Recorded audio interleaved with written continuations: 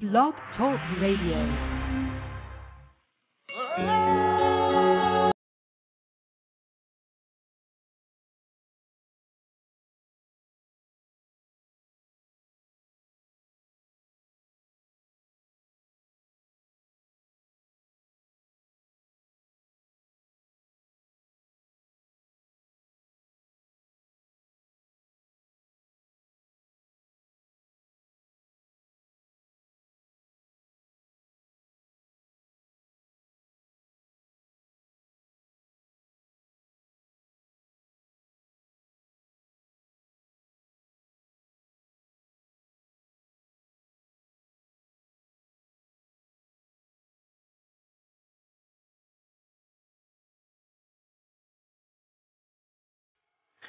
Hello friends, welcome back.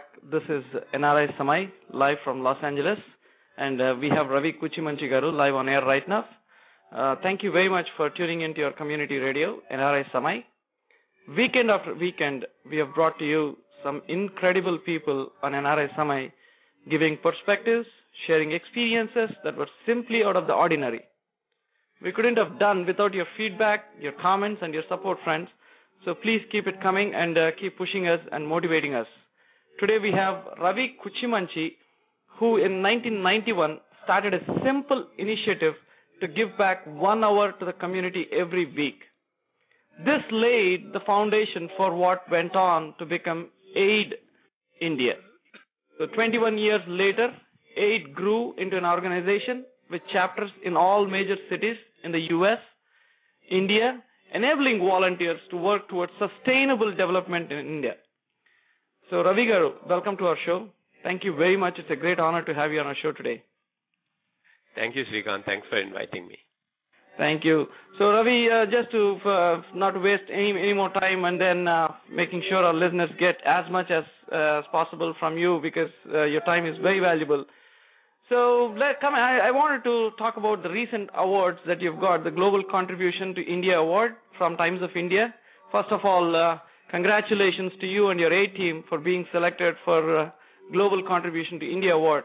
And also on a personal level, it's been such a great inspiration, Ravi. So I just wanted to understand at this point in time, you had a longest interaction. I think Prime Minister Manmohan Singh had the longest interaction with your team and your members.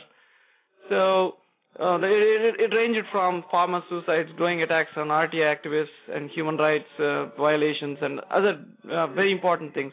So what was the discussion like? It's been 6 months. So what's the response, and did you see any substantial things happening after your discussion with Prime Minister Manmohan Singh? Just curious to know about all this. Yeah, I think we got a few minutes to talk with the Prime Minister and brought to his attention, like you mentioned, about some of the pressing issues, both RTI and farmers' issues, as well as we also pointed to him about education.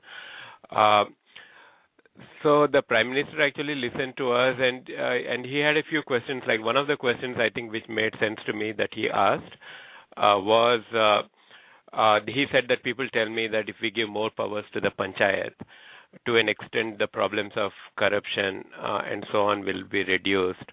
What do you think about it? But there are others who say that, that's equally corrupt, So what do you think about it? That kind of a question. That at least made me think that he's thinking about some alternatives. But generally, I think that though we gave him the letter, we didn't get much of a response, from them. We did get just form acknowledgements from the various ministries later on that, yeah, you gave us this letter and so on. But I don't know to what extent they have taken these issues seriously. Of course, we are not the only group raising these issues. There are several groups trying to make democracy in India more participatory, so that it's not just like, at the time of elections that we vote in, but there's a constant engagement with the public on the grievances as well as on ideas for new projects. So the aim is to make democracy in India more participatory. All right. You mentioned about Prime Minister Manmohan Singh saying that he wanted to give, he is looking at the perspective of giving more powers to panchayats. And for Ravi, if you could throw some light on, we already have a 73rd Amendment which talks about decentralization, giving powers to panchayats, villages, and not centralizing power at one place. What's your take on this? Do you think, because you've been working for years now, do you think the 73rd Amendment, which talks about decentralization of power, which is already imbibed in our Constitution, so what's your take on this amendment, Ravi? So I think what needs to be done is that currently, other than to an extent for the National Rural Employment Guarantee Act, where supposedly the Gram Sabha has to meet and come up with a program, which then through the panchayat gets conveyed to the state, and then the monies goes directly to the panchayat from the center of the state to implement that program. For all other things, the panchayat body doesn't have actually any teeth. I mean, it doesn't have any money to make its own decisions. So I think one has to empower the panchayat by giving it directly the money, and then have an empowered Gram Sabha and or civil society groups if it's a decision about schooling in villages, then maybe the parent-teacher body community along with the Gram Sabha or along with panchayat members makes a decision. So we need basically civil society groups or people involved in decision making at the panchayat level. Even the beneficiaries involved. Then I think you can get rid of corruption both even at local levels. Right. And let me check. We have a caller coming in. So let me put him on air here, Ravi. 1 second. Sure. Sir, you're on air. Can you please spell out your name and the location where you're calling from? Hello. Yeah, go ahead. All right, I think he's off air right now. So let's move on, Ravi here. Coming back to AID as an organization, it seems like a mixed bag of volunteerism and activism. I just wanted to go a little bit on that. AID has really come a long way, Ravi, from 1 hour of work to a socially conscious and morally responsible organization. How do you feel, Ravi, in this wonderful journey? Yeah, I think we couldn't have done it without the commitment of a lot of volunteers. I think what I find both in India and in the US is that people wanting to make a change, they are completely dedicated to this idea, and once they start linking with other like-minded people, and they see that they are not alone, in this idea that we want to do something back for India, but then there are others who are thinking similarly. Then there is strength in numbers. Once they start connecting with such people, with other like-minded people, then I think it comes out of the heart, and a lot of things get done. So I think it's hats off to volunteers of AID as well as volunteers of various other groups and causes, both in India and the US, who are actually, who actually have made the difference and are responsible for the growth of AID. Absolutely. You know what, Ravi? I was just Googling Ravi Kuchimanchi even before I prepared for the show, honestly. And then what a story, what a journey, what the kind of activities that you guys in AID and all your team is so fascinating. I think I pray a lot of young youth and all young kids listen to this interview today, because it's just really phenomenal and motivating. So, and let me understand this. What's very unique about AID? It seems like it's not just about volunteerism; it's about activism. As I really want to put it right on these words, AID has openly come out in the recent past supporting grassroots level movements, staged protests against the Dow, and you have campaigned for Binayak Sen, a human rights activist. Just to name a few that's coming to my mind right now. So do you think volunteerism without activism can be sustained, Ravi? See, I think basically it's two things, right? One is that you have to do something which is good, and second is that you have to prevent something which is wrong being done. Unless you don't have both, and you're only working on one side of the two issues, the other side will unravel the thing. Will remove the effect. So doing something good are the 8 projects and so on, where we directly do something good in the villages.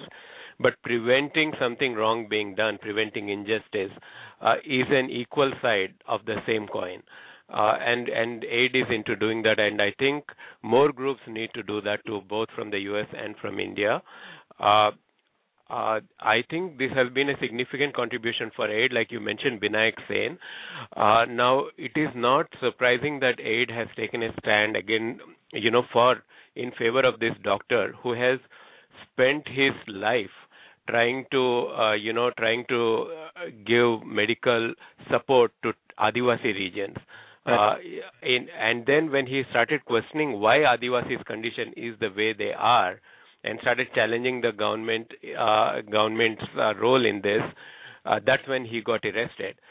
Not only 8, but 22 Nobel laureates supported Binayak Sen. Now, my question is, when Nobel laureates, almost all of them, or maybe except one, maybe Amartya Sen also supported it, almost all of them who are non-Indian can understand the human rights issues and can write to the Prime Minister. Mm-hmm. Why can't every NRI also do the same for their country?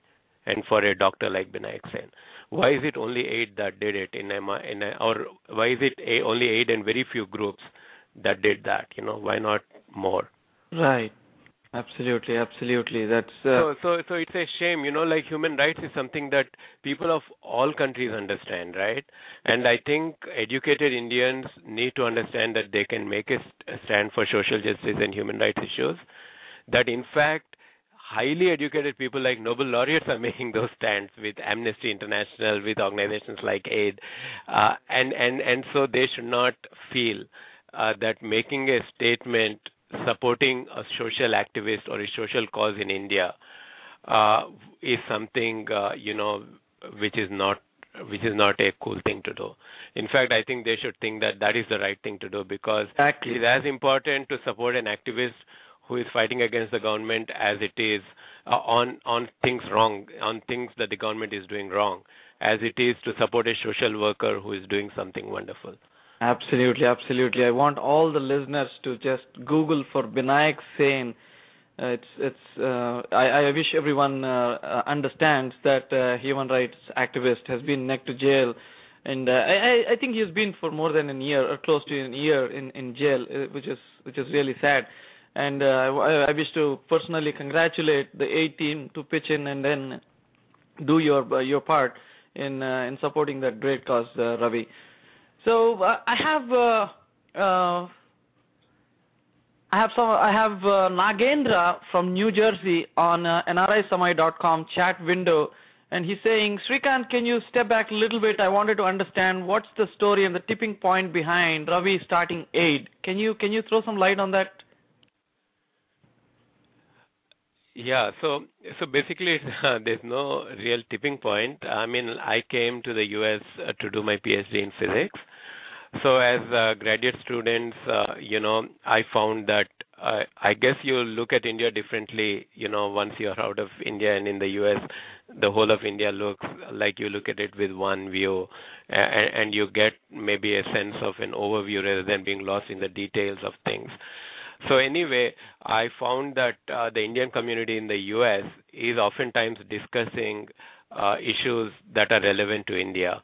If something got reported in Washington Post, there would be people talking about it. But I also found that there were no channels or avenues to actually relate to the real India. So there were channels, for example, to relate to the Bollywood of India, and there were channels to relate to the shopping malls of India, because you pretty much recreated those things back in the US over the years. You have created the Indian restaurants and so on, and Indian grocery stores.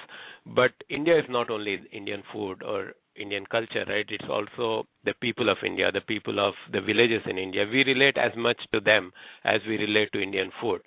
But then there was no active channel of engaging in that, like we had an active channel of engaging in food. So aid started off as a channel by which the Indian community in the US can directly get in touch with villages of India and do something meaningful. And we thought that there was a need to create this channel because it was absent. For everything else, the Indian community had already created channels. Wow. Oh, cool. Yeah, that's really good. And so I think you have to look at aid in the space of other organizations for India, and it filling a space that has to do with the people of villages of India. And you have to see other things Indian in the US as filling other spaces. Yes. I just wanted to come to that point wherein I wanted to bring out a serious difference between the organizations that we see and then how aid is different from the other organization. I'll come to that point very soon, Ravi.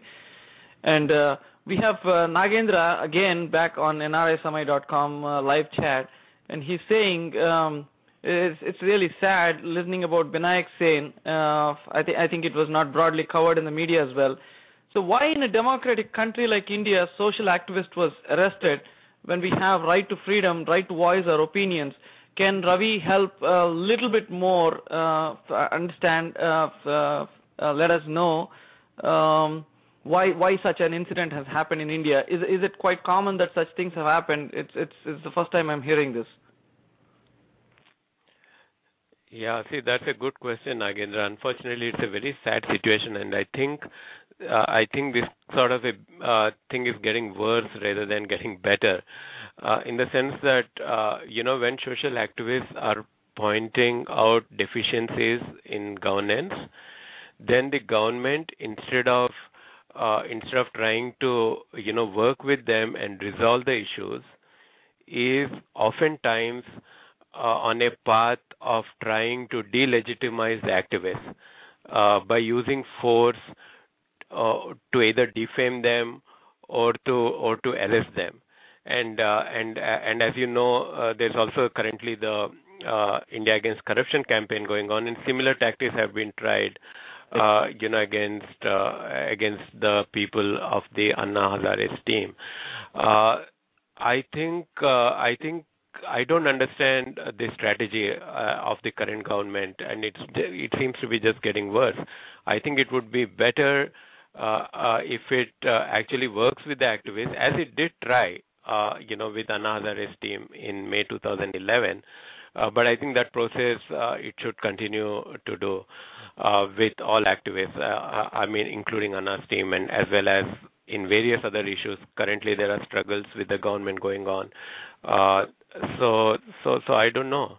Instead of solving the problems by engaging civil society groups, they want to actually distance away the civil society groups by somehow saying that the problem doesn't vanish by simply arresting the activists. Right? That's what you see time and again. The problem doesn't vanish.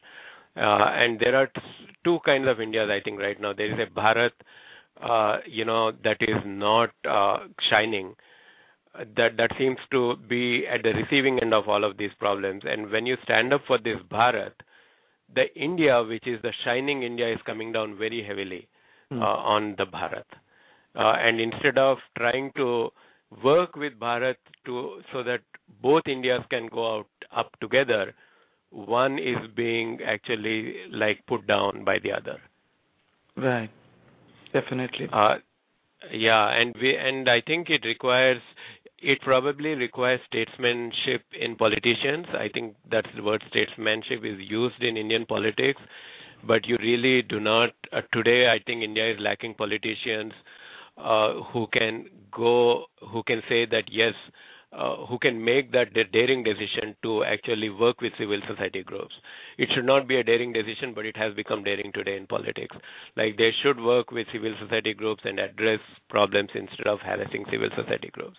And the government is just harassing them right now. Absolutely. Unable to government treating civil society as enemies. That's not a good phenomenon. It should be rather collaborating with the civil society and then understanding the wants of people and then bringing in some real changes. That's much needed. Yeah, and this is happening, I must say, across the board by all parties. At the center, of course, we have the UPA government, which is doing a bad job, but in various states, it's various other parties, both regional parties, as well as the BJP. Like every party is pretty much doing the same thing. Yeah, absolutely. So I don't mean to, say that it's just the UPA or something like that. It's just all parties. All politicians seem to have this recipe of like the moment a civil society movement becomes large, they have a recipe of trying to suppress it rather than to understand it. Yeah, absolutely. It seems like in the last 1 year, it seems like they take pride in doing such things, and then the media projects them as heroes that this movement has been suppressed. It's so unbelievable sometimes to hear those stories wherein they say that government has come up on large and then suppressed a movement. The government is super strong. So these kind of sentiments that the media resonates would send wrong signals to young boys and girls who grow up thinking that a few individuals or a political party is much powerful than anybody in the system. So yeah, that's true very much, Ravi. Ravi, we have Vijay who's on NRI Samay chat. He's asking, Ravi, how do you educate? Ravi, my sincere apologies. People will be pondering and then asking on various fronts, so it will be little. Yeah, sure, no problem. But I hope you'd understand. We have Vijay asking, how do you educate NRIs and urban Indians on the situation in villages and motivate them to take some action to help? Yeah, so I think now you have groups like AID and AID itself. So one of the things AID has are community service hours in various cities in the US and also in several cities in India. You could attend some of our meetings, and they are available at aidindia.org website. I think the best way, we can think AID has sort of is to create awareness, right? Like we have to essentially reach the minds of the Indians, and the lot of times the regular media that is reaching Indians is not carrying the message of solutions. They are only carrying the message of problems. But I think when you work with a group like AID, or when AID sends out a message, along with the challenges, there are also hints of what you can do, of the solution. And I think once NRIs start, even a small thread on a solution, if you start picking up and following it, then you find that it changes your own life as much as it changes the stuff in India. And you actually feel better, because now you're no longer thinking about problems, but you're doing something about it. Though, of course, not everything will make a great difference, but at least to the extent that it's making some difference, both in the lives of people in India and in your own life, I think it's a positive feedback, and you kind of get hooked. I would encourage everybody who has thought about challenges of India and who want to do something to actually try out some of the things that we suggest that you could do. These could include signing up our petitions against injustices in India. It could include making a contribution to AID or similar organizations.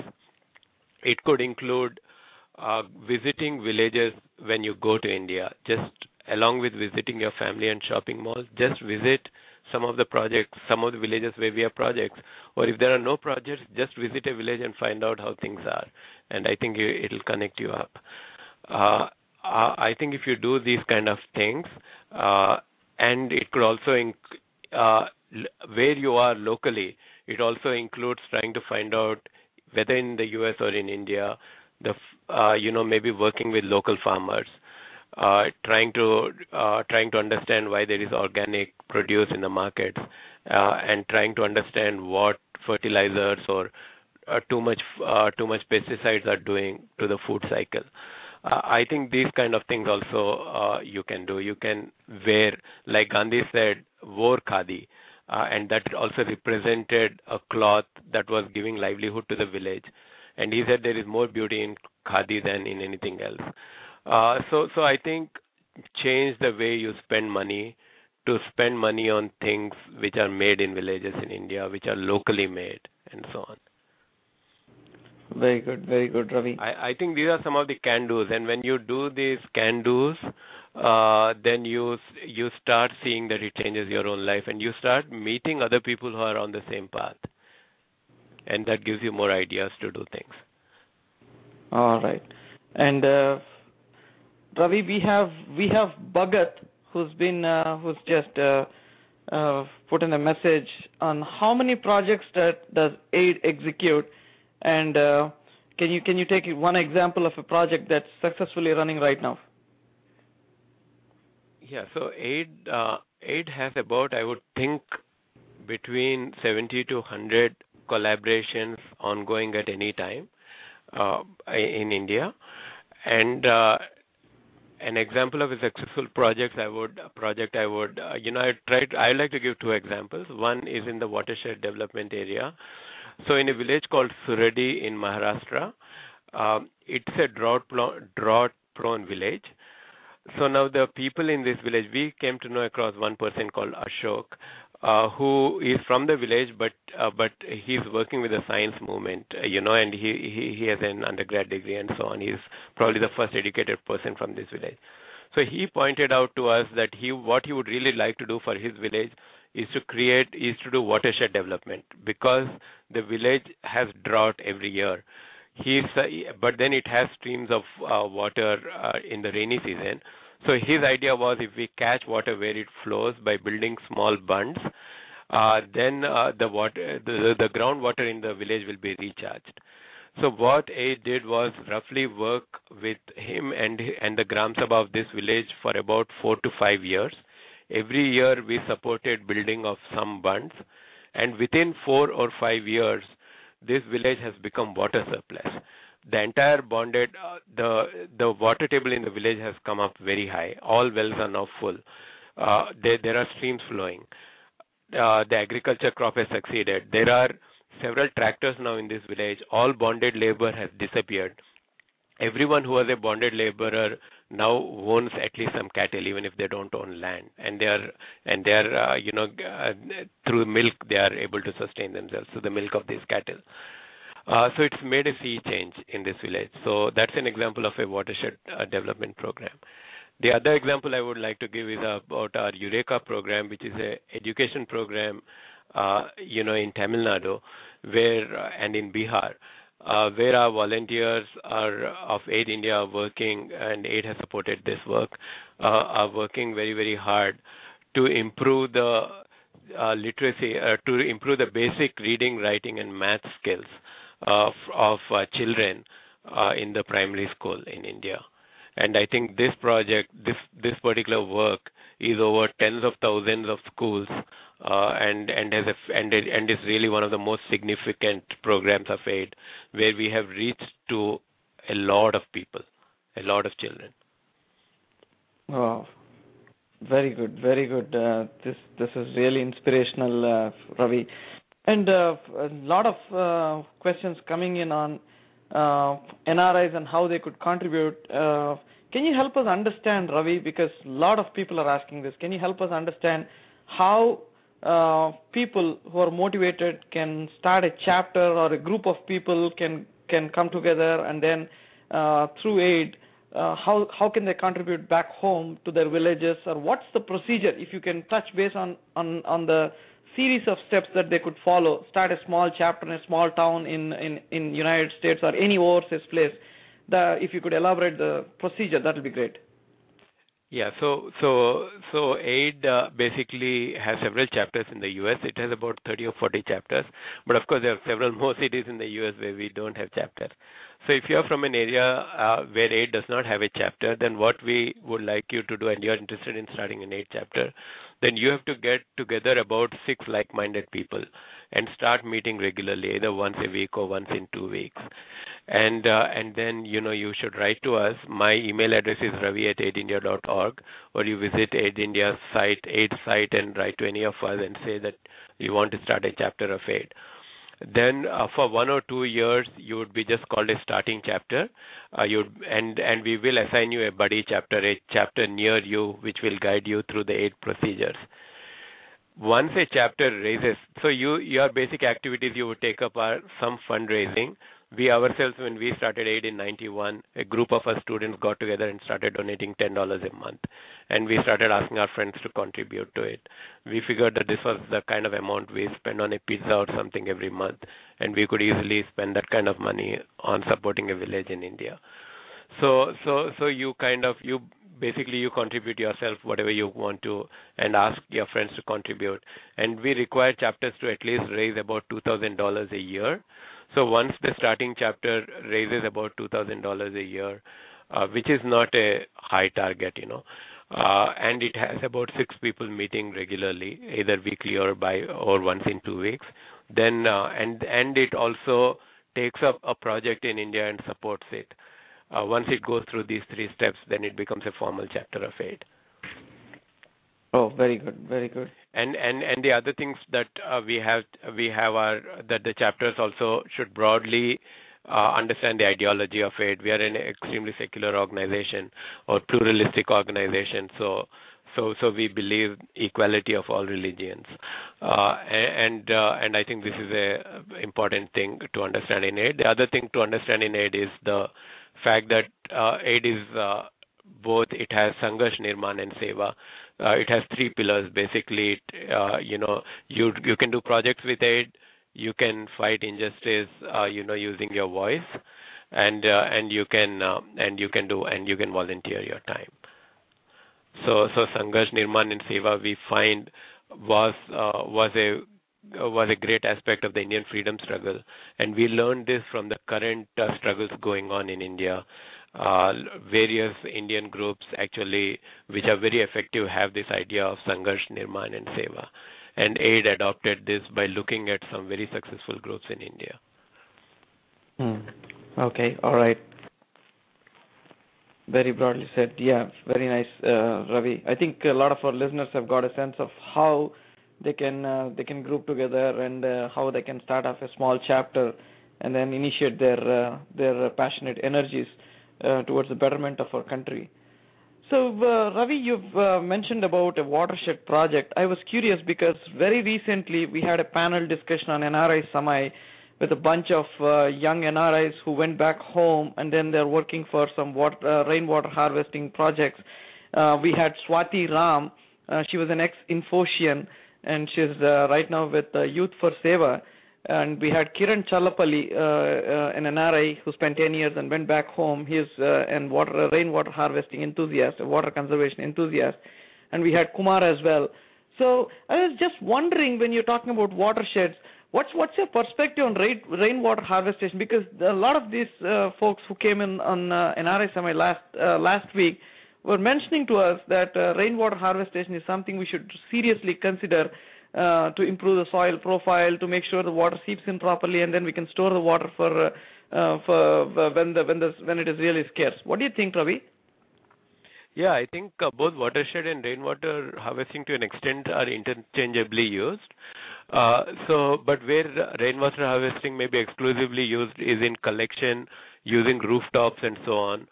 Like, for example, if rainwater falls on your roof, since it has a large surface area, you could collect that rainwater into a tank, or you could feed it into a well, so that it goes into the ground water table rather than being just evaporated, rather than just getting evaporated.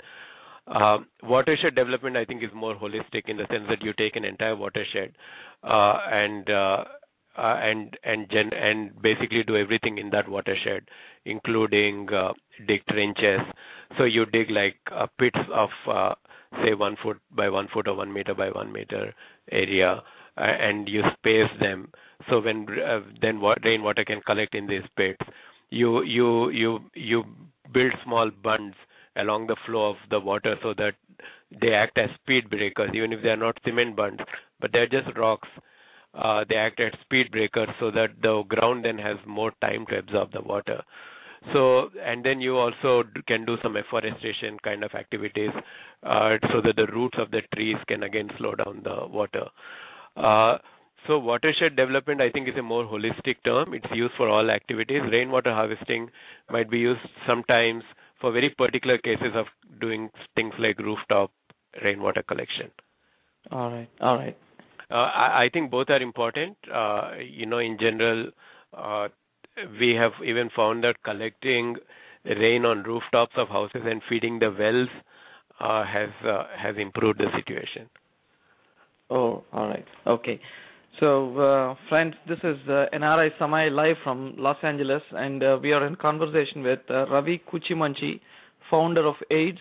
Founder of Aid Foundation. It's 21 years and still rolling. It's a fascinating organization, friends. I hope a lot of our listeners are getting a sense of how aid is impacting the lives of poor people back in our country.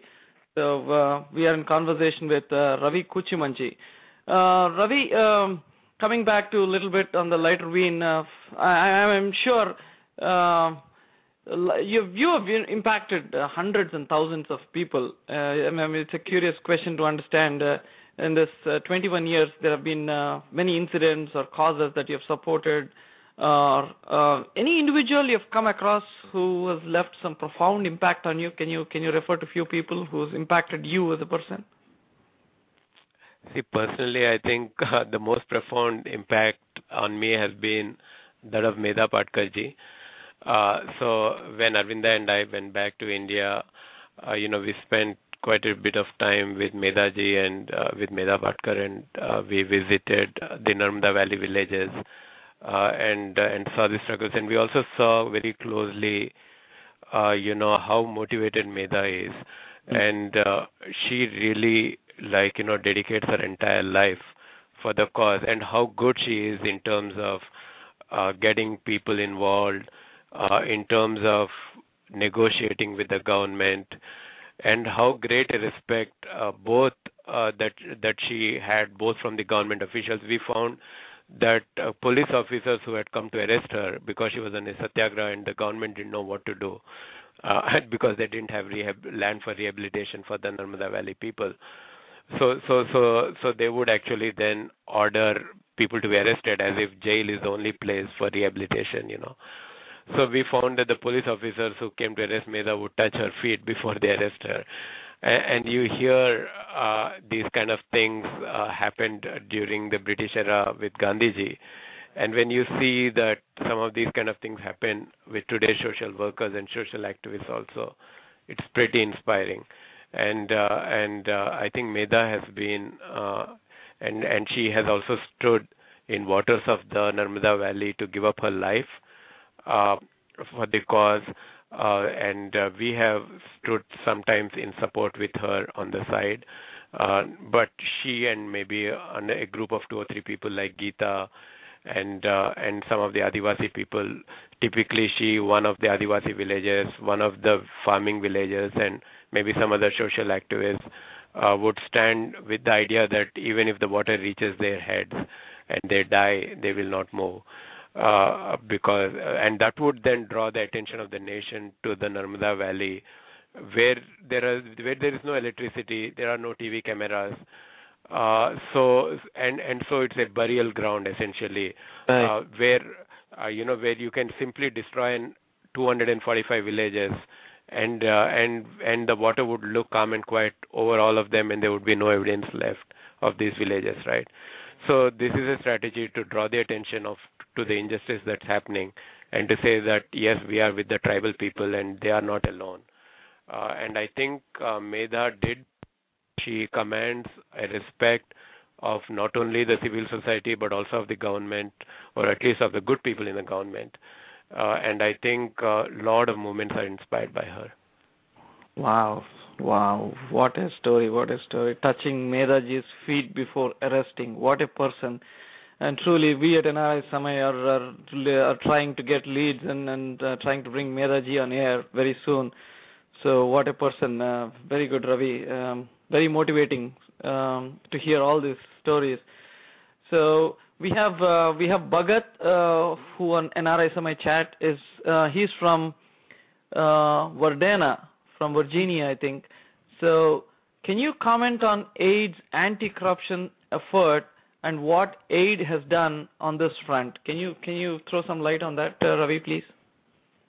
Yeah, so aid got involved in the Right to Information movement quite early. So India passed the Right to Information Act in 2005, and what this is, it's similar to the Freedom for Information Act in the U.S. What it gives is, for the first time, it gives a right to an Indian citizen to get information from the government files, and to an extent, it is like shining light where there is corruption, right? Because now you can see the paper, so it's like shining light, and it is much hard to be corrupt or to do something wrong when the light is on. So therefore, the Right to Information Act actually is a tool to fight corruption. What you find today, so what AID has done is that it has tried to understand this act and how citizens can use it.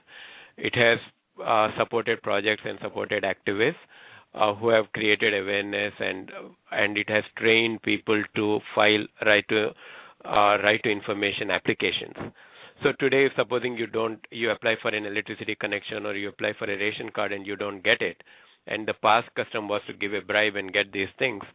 Instead of giving a bribe today, you can file an RTI application with 10 rupees, which asks questions like, what is the status of my application? What is the name of the officer with whom my application is stuck with? What is the status of all the other applicants who applied on the same day as me? Because some of them may have given bribes and they may have got it. Now, to any of these kind of questions, the government has to provide answer within 30 days. And if it does not provide an answer, then you can appeal to a higher authority in the RTI system. And then there are penalty clauses also, which are not implemented, but anyway, the law also has penalty clauses.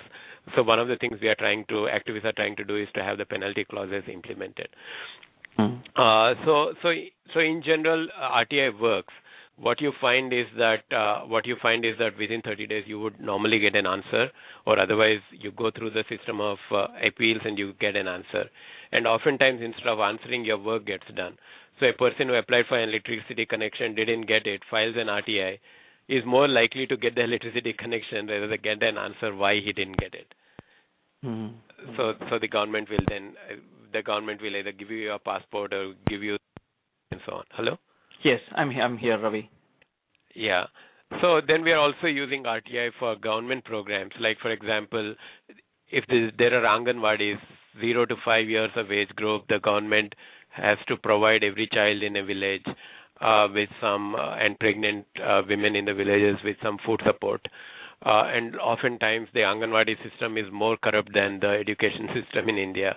Yeah. So oftentimes you find that the midday meal in schools works better than the Anganwadi service in a village. Both of them are giving food, but the midday meal works better than Anganwadi because 0 to 5 year old children have even lesser voice, and they can't ask what happens. But we find that due to corruption, a lot of the Anganwadi food is siphoned off. Right. So you could find then a right to information asking for, like, what is the amount of material received for the Anganwadi, food material received by this village, which are the families and how much are they getting, like name each person. And we have done these kind of things. And then the government, the ICDS or the program running the Anganwadi would have to respond to this. And a lot of times they don't have this data, and that's the time they start actually building the data up by putting random names of people and saying that this person got this much, this person got this much, like that. And they have to work very hard to give us some paperwork in response. Then we have to compare the paperwork given by the government to what's actually on the field. So if the government says that this person got food, then you go to that house, and then you find that they haven't got. Yeah. And so then you bring about a contradiction, and then you have to run in the administration. So RTI gives you information that there is corruption, but how you use the information to fight the system is the next step. Then you have to kind of meet the collector, or you have to meet other higher government officials and try to order and get an inquiry ordered, and then get the system rectified. Absolutely. So that's the kind of struggle that you do. RTI is a tool. It's a step, and aid has been and aid has actually took a decision to kind of look to support good groups working on RTI and the National Rural Employment Guarantee Act, both of which came in, I think, 2005 or 2006. And I think that has been our major anti-corruption efforts. And I just want to refer to our efforts on that front as well. When I'm talking to you, Ravi, it's just like minds resonating together. We have done a show with the RTI Anonymous team, a group of IIT Kharagpur students inspired by Anna Hazare. They started this movement called RTI Anonymous. You can go to getupforchange.org. So what these guys do is they build a network across in India because a lot of RTI activists are being manhandled. Of course, one of these IIT Kharagpur students himself was manhandled, and maybe that's motivation behind all these situations. So this RTI Anonymous team has built a network. So somebody in Hyderabad, if they wanted to know, someone from Hyderabad will file an RTI for someone in Gurgaon and then help get the information. So I wanted to refer these young boys who's working on that front. It is getupforchange.org. And also we have done a show with Mamilla Shankar from Karimnagar. He is a village RTI activist who was neck to jail, and as well he was also branded as a mentally ill person, and he was ill-treated because he brought up some corruption in the Indirama houses in Andhra Pradesh. So we have done some RTI related sessions on that front as well, just to give you some references, Ravi, for FYI. Yeah, that's really good to know.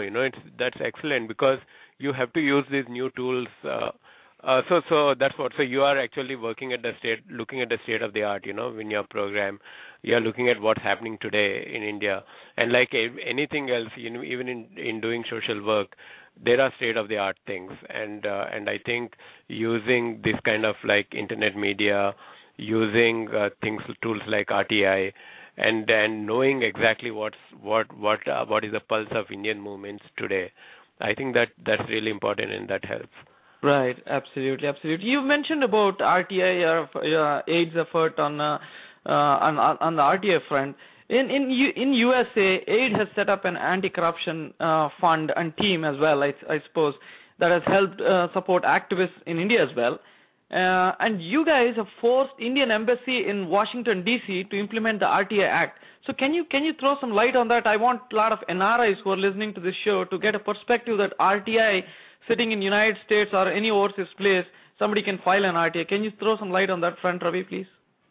Yeah, that's right. So any Indian citizen, no matter where they are, have a right to ask the Indian government for information on anything, that's related to the government. RTI is also a single window clearing house. That means that previously an Indian citizen used to be run around, right? You go to one window for information, that guy will say, no, you go to another window, and that person will say, go to another office. RTI aims to kill this running around. So no matter where you approach the government and you file your request, the government is supposed to give you an answer. It should get it internally from its other department, and then within 30 days should answer your question. It doesn't depend on the citizen to find the right place to get the information, but that's government's responsibility.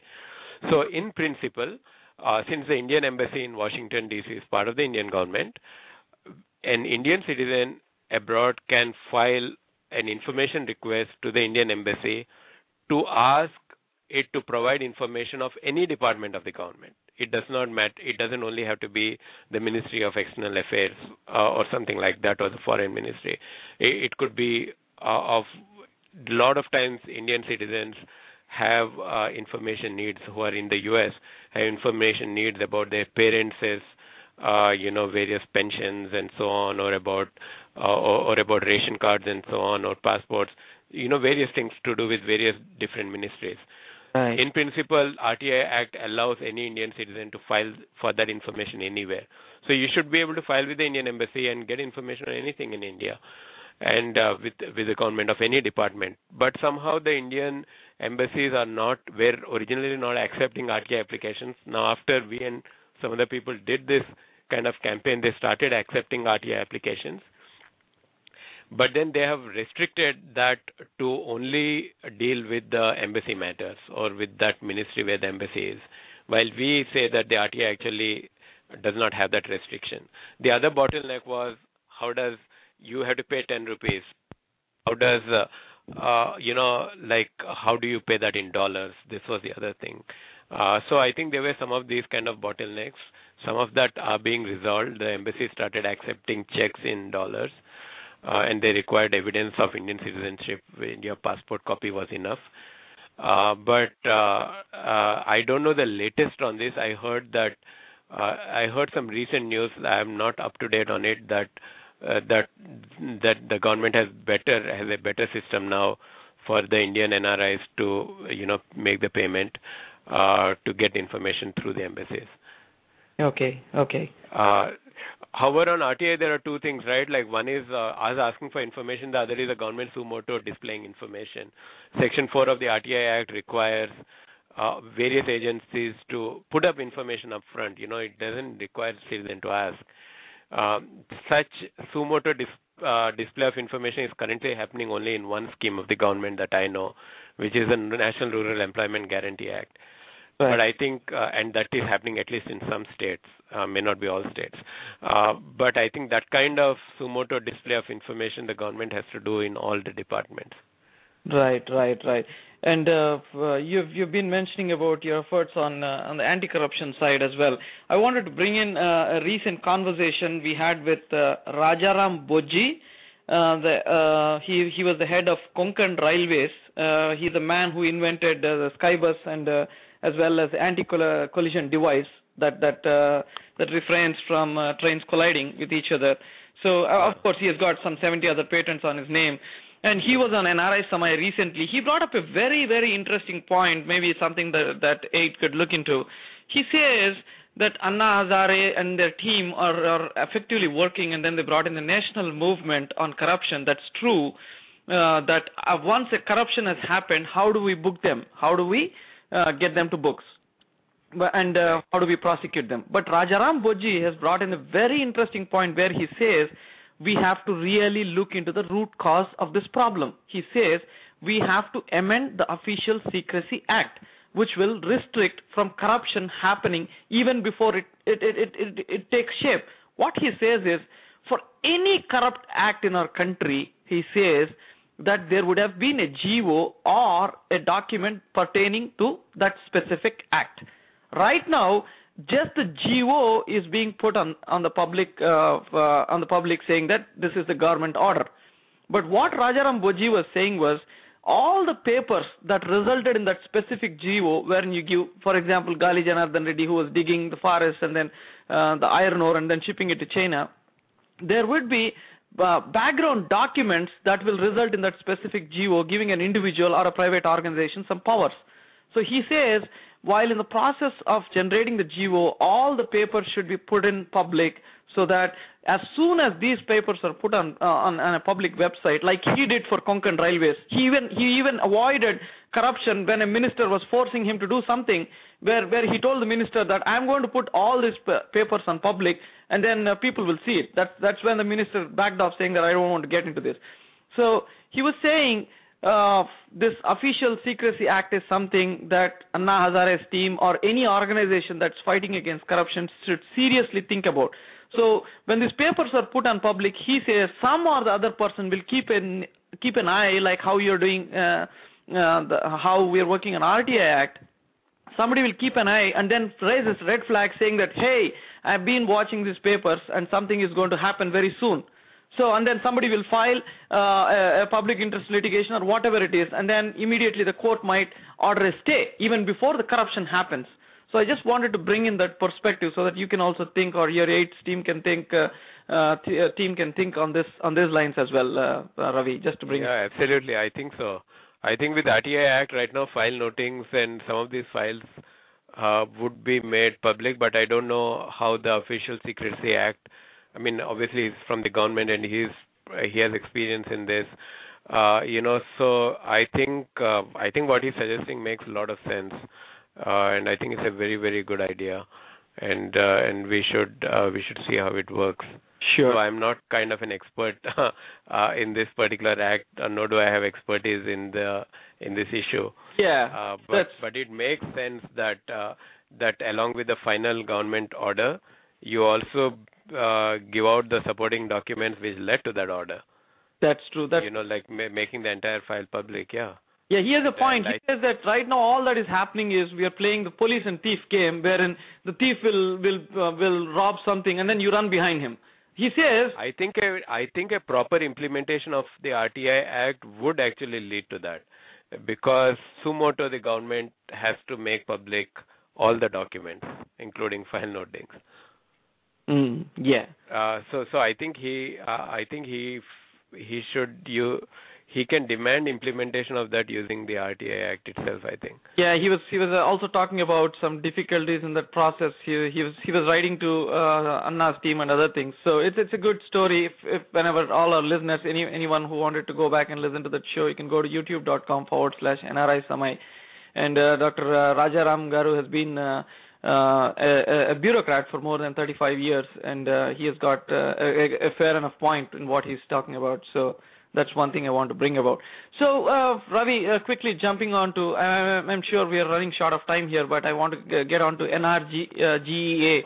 I'm sure your team is effectively working on National Rural Employment Guarantee, and then you're keeping an eye on it and then making sure that it's properly executed.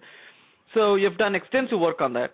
But I wanted to bring in a perspective. We on NRI Samay has interviewed P. Sainath, Ramanjanelu GV, Vandana Shivaji, and all these farmer-related issues and what's the root cause of their problems. And I was trying to understand. Of course, you've worked on farmers for Sundarbans. That's a very fantastic example. Anybody who can Google for aid and Sundarbans, they'll get a decent amount of information what kind of work aid has done on the farming sector. The recent phenomenon had been that the farmers are devastated. Sometimes they even burn their crop. The solid reason is agriculture workers migrating to other towns and cities where they could find some work under NRGA. That's the National Rural Employment Guarantee Scheme. My question is, why not bring agriculture workers under NREGA and avoid this pitiable plight? Let them not migrate like that. Why not bring agriculture workers on NRGA? And is aid working on that front by any chance? Yeah, actually, I think you may have got the cause confused. Basically, NRGA is supposed to help prevent migration. So the work that the people get out of NRGA is supposed to be within the village itself. So it's in the same panchayat. And it is very rare, like only if they can't find that, then they have to be provided work outside. But then if it is outside, then they have to be paid the transportation cost and things like that. So in fact, most of the NREGA projects, maybe in fact all of them, are happening within the panchayat and even within the villages where the workers are. So they don't actually walk too much to go to the NREGA site. So this helps actually prevent migration. And it is 100 days work that they get out of 365 days. So the idea is that in off-season, when the agricultural work is not there, that is the time that they can apply for NREGA jobs. Though, of course, the person has a right to apply for NREGA work at any time, during the year. But the idea, I think the thinking behind the act is that people are not getting work beyond the agricultural season, so the government has to provide at least 100 days of work through NREGA. So I think the thinking is right, and it should not really cause a conflict with the agri situation. What NREGA has done is it has raised the minimum wage level, even in practice, to what it should theoretically be. Because the government has to pay a minimum of, say, 120 rupees or 100 rupees a day for NREGA work, and it's doing this payment for 100 days for every family in the village. At least one person per family in the village. You can think of 100 days per family. That's a lot of money because it's easily several lakhs, per village. And that has raised the minimum wage level in these villages to an extent, which I think from the workers' point of view is very good, and it should be done because otherwise otherwise their civil rights get violated if they are not paid the minimum wage. But from the agricultural sector's point of view, even the farming community, farmers are not doing that well. Yes. And so the only, I think, solution to this is to raise the minimum support price for our farmers for their products. The government, say, oftentimes a farmer is getting very little for the product that he or she is producing, right, while a lot of intermediaries, like the amount you pay for a T-shirt in Bombay, cotton T-shirt in Bombay, and the amount that the cotton farmer would have got for the cotton in that T-shirt, that ratio could easily be 1 to 1,000. That means that you could pay 1,000 rupees while the farmer would have got 1 rupee out of the cotton that went into a T-shirt. Or it could easily be 100 to 1, and so with very little effort, actually, you can give our farmers a little bit more money for their produce by raising the MSP, and that would rejuvenate the income. But I think the whole economy is work to giving middle people like the retail shop owners, the transportation and all, those kind of people get a lot of cuts. And the farmer finally just gets a few rupees in a product, in an agricultural product whose end price could be hundreds or even thousands of rupees. Right. And so if you, by giving the farmer a little better deal, you don't really change the end price of the product. You don't really change that, but you revive the entire agriculture sector. So I don't understand why you can't do that. Right. And my apologies if I got a little confused, but I was wondering, we have agricultural activities, farm-related activities. Why not bring those things under national? Yeah, that's also a good point. I think the kind of work that is available under the NRGA program has to also expand. Right. And to an extent, farming, like say for example, organic farming, right? It requires a lot of labor compared to chemical farming. So you could support organic sustainable farming by giving a push to it through the NRGA program. I think it's definitely doable. Exactly, and then we were just yesterday we were in conversation with IIT Kharagpur, IIT Delhi, and NIT Jamshedpur students who are working in Bihar farms. They're called Farms in Farmers. Yesterday I was in conversation with them, and they're mentioning about tree farming technology, which increases production by twofold. And they're saying that it's labor intensive. So when we know, and Bihar has broken the world record, that they've recently broke a world record wherein they have expanded the paddy production way beyond our imagination. So, yeah. So they were mentioning that the tree farming would be labor intensive. It's a great way to double the paddy product, but produce, but it's labor intensive. At that situations, at least NRGA could be of little help to those farmers who are struggling, right? So that was the intent. Yeah, absolutely. Yep. Absolutely, yeah. I think Sri is an excellent example of the system of rice intensification. I think that's what SRI stands for, and I think it's an excellent example of where NRGA could be applicable. Right. And it's getting really intensive, I think, Ravi, but we just passed 3 minutes beyond 10 PST time. If you could just bear with us for another 5 minutes, that will be really great. Can I go ahead, or you're running short of time? No, sure, you can go ahead. Okay. And just on a lighter vein, for every successful man, there is a woman, and in your case, it's more than that. I think Aravinda ji, your wife, and Aid Jeevan Sati, a very committed, passionate human being. I've just been reading about her. It's so fascinating to listen to your stories. So in your free time, that is, if you have any free time, of course. Do you talk anything other than Aid? Of course, jokes apart. How do you manage your family and personal life, Ravi? Yeah, I think, I think it's not that we don't have free time. Maybe somebody like Meda doesn't have free time. So, yeah, actually, all people, all social workers are not working like as hard as she is, and I'm also not. But so we do have free time, and we get time to spend with the family and so on. I think in our case, one interesting thing I can tell you is that we are homeschooling our daughter, so that brings up a lot of new and exciting, exciting things, because that's yet another, like another new thing in our lives. I know. So we get to do interesting things like that. Aravinda has been interested in local, in working with local farmers in Bombay also, as well as in the U.S. So there's a farmers market in Bombay now, and she goes and puts up a stall. She goes and puts up a stall of 8 things there, and she supports the farmers through that.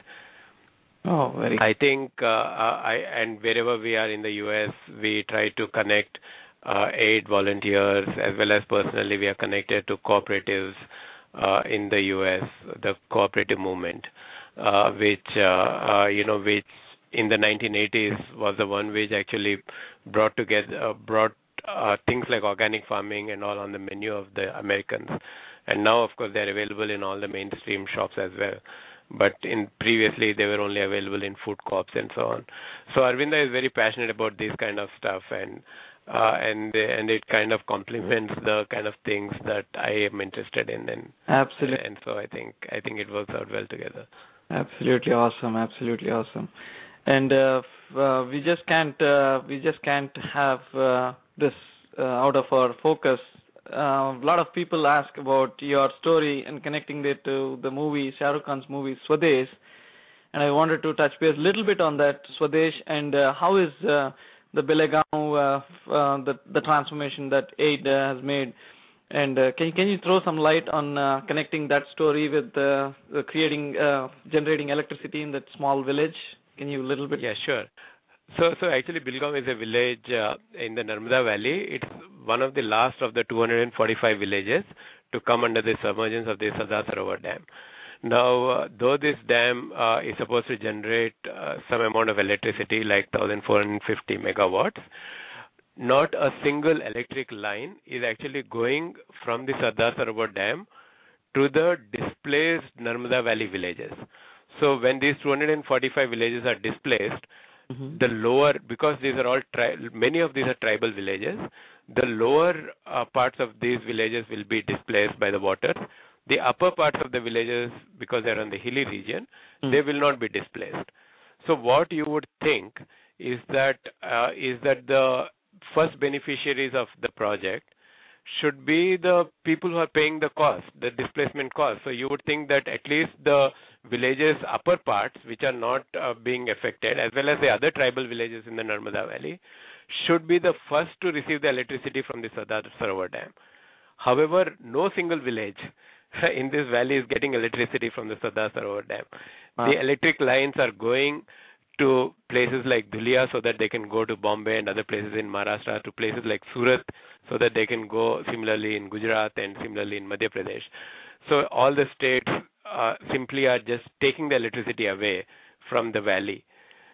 Now, we saw that this was really ridiculous, that the local people paying the cost of the project, displacement costs, are not even getting the benefits of it. So as an example, so we thought that let us electrify one village in the Narmada Valley, which had a waterfall. Belgaum has a beautiful waterfalls. Oh, okay. So that we can say that these village people could themselves electrify their own village, while the Sardar Sarovar Dam could not electrify even at any of their villages. So that is the context in which the Belgaum project was done. It shows how when group of people from the village work together to generate electricity, they then are the beneficiaries of that electricity. While a top-down approach can produce more current, but it leaves the villagers as not beneficiaries. We collaborated. It was a collaboration with a group called People's School of Energy and Bombay Sarvodaya Friendship Center. And of course the Narmada Bachao Andolan, which did all the Shramdan, who's activists and who's the people of the Narmada Valley who did the Shramdan. So it was not only a project of aid, it was a collaborative project of all our groups, and we together made this micro hydro. We tapped the energy of the waterfall and lighted about 200 households. It was 12 hamlets of Bilgaum village. I think Ashutosh Gawarikar, who made Lagan, he read the story of the Bilgaum project in Times of India or in one of the newspapers. When the project was inaugurated, it came in there. And then he thought that this is a good idea, for a sequel to Lagan, for a patriotic film on a kind of a more modern issue, like on electricity generation. So he contacted us, and then, he kind of got the details from us on the project, and generally also on aid and generally on the NRI things and how it is to be an NRI doing this kind of stuff. And then he visited the project and he came up with the film. What the film does is, the film I think is very good, but it does a little bit of injustice to the role played by local groups. It kind of projects magic solutions from the NRIs. That's not how the Bilgaum project happened. Actually, the role of the NRIs is small, and it is the local groups and the local people who build the project together. Wow. And I think it does an injustice on that aspect, but then it's a film, right? It's not a true story. Yes. Commercial things a little bit off and on, yeah. So, fantastic story, Ravi. It's so touching and moving. How is it progressing? Is Bilgaum still the same, getting the electricity from that from the waterfall? Could you explain the status of that? Yeah, so the Bilgaum project actually ran for a few years, but unfortunately right now it is under the water. So like I said, it was a submergence village of the Narmada Valley. So as the dam's height has gone up, more backwaters of the Sardar Sarovar Dam have come into these villages. And during monsoon times, the water does not, because of the backwater effect, it generates more water even in the tributaries of the villages, and we relied to an extent on government data, which we knew had errors, to locate our project, and I think we knew that had errors of about 3 meters or so. So that's the problem. So when you're in these displacement villages, you can't really do a development project without displacement effects catching up. Right. So I think the displacement effects caught up a bit with Bilgaum. So currently, I think some part of it is still lighted because they're using a diesel generator. I think at least for the schools of Bilgaum when I visited last. So it was lighting up both the school as well as the homes. But I think the homes part of it, the generator is not functioning because it came underwater. Oh my God. Okay. Yeah. Very nice, very nice. And we have one last question here from Vivek Mandava. I wanted to take this real quick.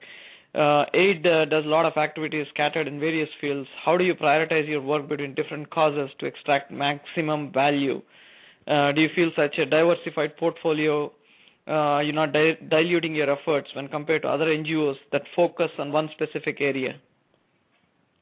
Yeah, see, that's a good question, but my answer to that question is that AID, you can think of a focus when you're a small group, of having only one focus when you're a small group, but when you are a large group and there is no limit to the size to which you can grow. Basically, AID is an invitation for anyone who is interested to get involved. Then it makes sense to have multiple focuses. So it is not that we have that there is no focus for AID. It is just that AID has different departments.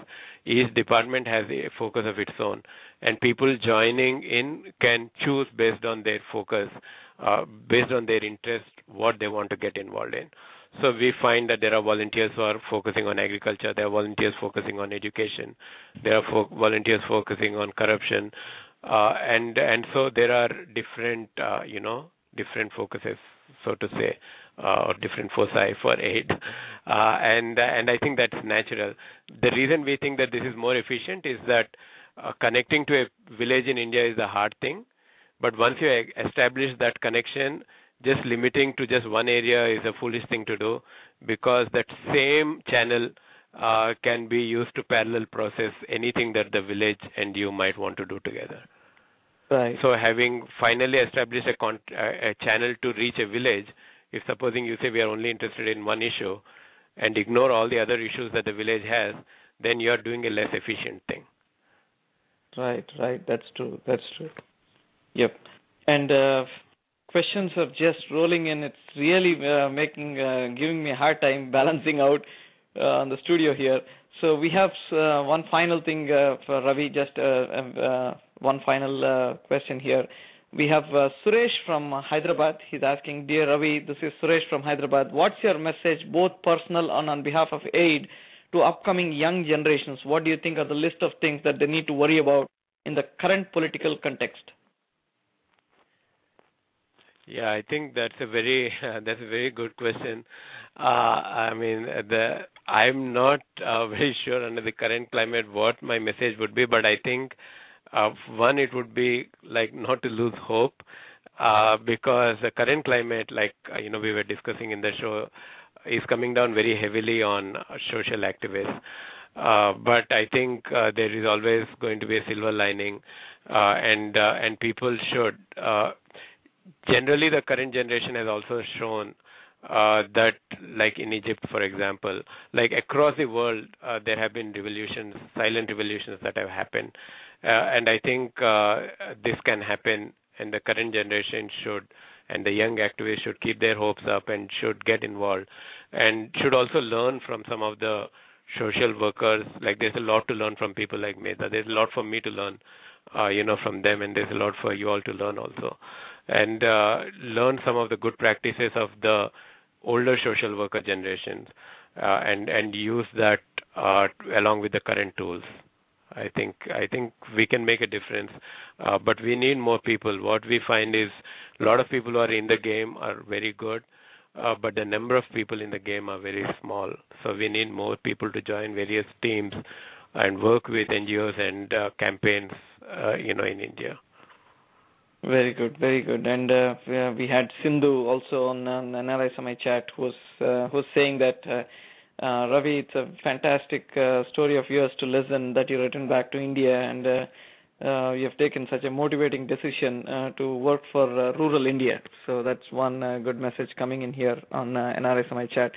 I think we are almost, we came into the end of our show, Ravi. It's a great pleasure to talk to you, and we at NRI Samay are really honored to have you on our show today, and we wish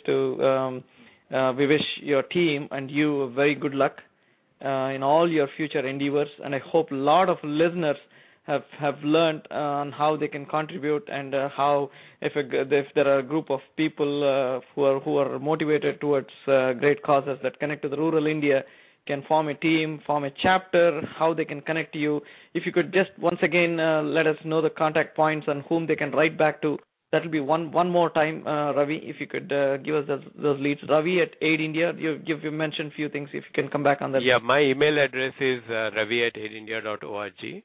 Our website address is aidindia.org, and that has various other contacts, whom you could write to in AID. So ravi@aidindia.org, and then in places like Hyderabad, from where Suresh called, places in the US, we have chapters. So if you are in any place where we have chapters, then if you write to us, we'll connect you with a chapter of AID. And if you are from a place where there are no chapters, then if you can convince a few of your friends and meet regularly, then you can potentially form an AID chapter. And you can write to me or to any of the contacts listed in our website. Very good. So that's Ravi Kuchimanchi for you folks. And Ravi, you and your family and your entire AID team are truly inspirational. And more than anything, I wish and pray a lot of our young youth and kids listen to this interview.